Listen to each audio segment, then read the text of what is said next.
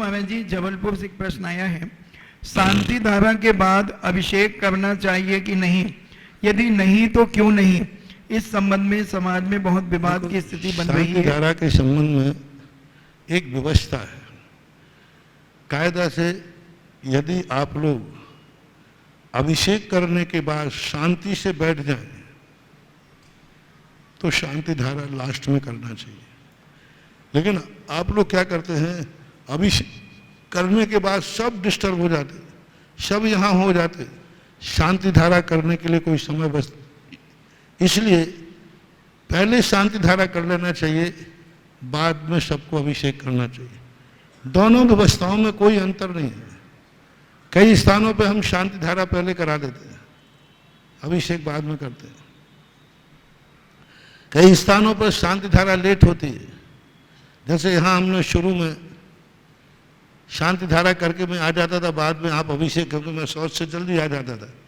तो बार बार ऊपर जाओ नीचे आओ, तो हमने कभी शांति धारा करा दो, बाद में अभिषेक करते रहना। तो लोग आ नहीं पाते थे, बोले महाराज जी हम लोग अभिषेक पहले कर लें, आप तो शांति धारा बाद में कराऊंगा। कि ठीक भैया, बाद में करा लें। तो ये व्यवस्थाएं हैं, बस अनुशासन, कमेटी जो व्यवस्था बना दे उस अनुशासन को नहीं तोड़ना चाहिए। और अभिषेक जब समय नहीं करना चाहिए, एक निश्चित समय होना चाहिए, सामूहिक होना चाहिए।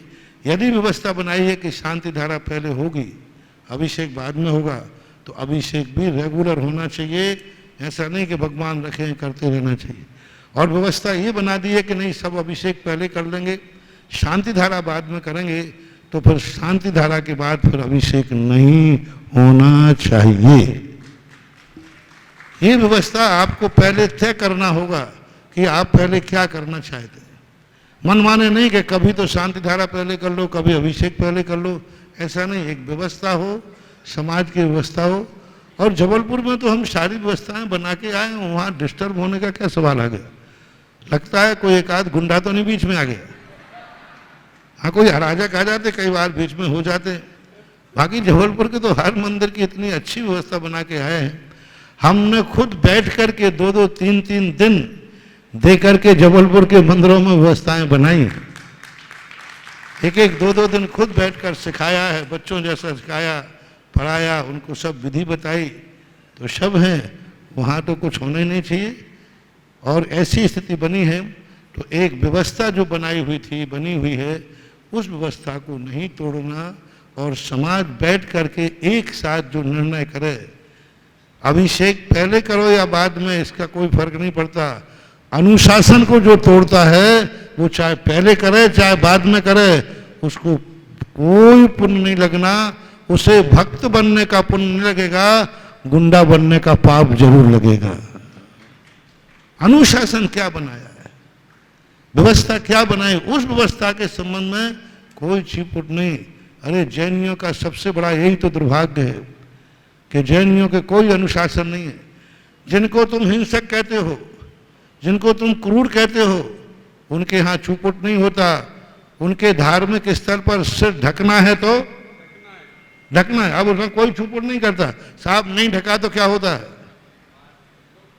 कोई छूपुट नहीं करता। सिर ढकना है तो ढकना है। कोई ये नहीं बस सिर क्यों ढकना, हमें नहीं ढकना। और तुम जैनियों के यहाँ कोई अनुशासन नहीं।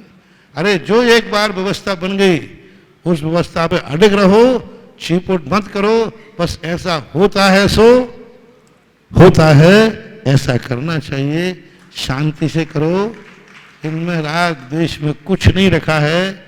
धर्म तो थोड़ा कर रहे हो और राग द्वेष ज्यादा कर रहे हो। नहीं, शांति, जब जैसी व्यवस्था हो उसी में शामिल हो जाओ। अभिषेक करके गंधोदक लेकर शांति से घर वापस आ जाओ।